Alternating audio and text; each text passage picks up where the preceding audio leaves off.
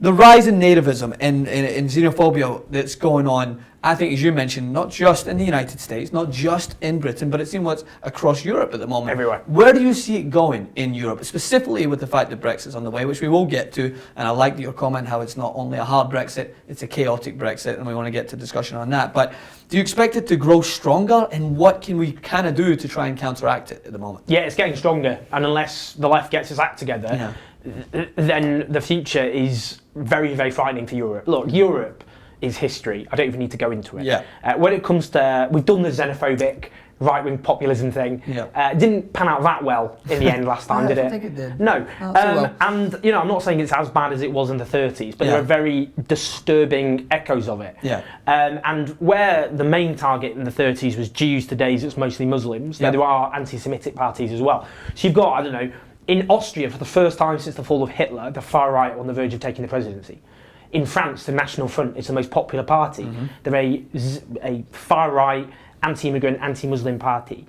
In Italy, you have far right movements as well. In in Scandinavia, they're on the march. Yeah. The Swedish Democrats, for example, emerged from the neo-Nazi white supremacist movement. In some polls, they're top.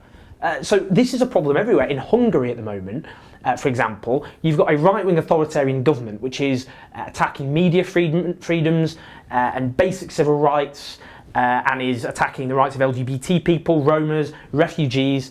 There's also a neo-Nazi party there which is attracting massive support. And this is, I think, the fear, because the financial crisis in 2008 was a catalyst. That far right, since 2008, the financial crisis, it's just the same after 1929. People their lives get hard, they get more difficult, they struggle to pay bills more, they struggle to get affordable homes, and the far right can fill that vacuum. And my fear is, if nothing changes, then the xenophobic nationalism is the future of Europe. And where will that lead? Now, there are other examples where that hasn't happened. In Spain, half of young people out of work. Living standards obviously have had a massive hit, huge cuts, but they don't have a far-right party there. They have an anti-austerity, anti-cuts party called Podemos.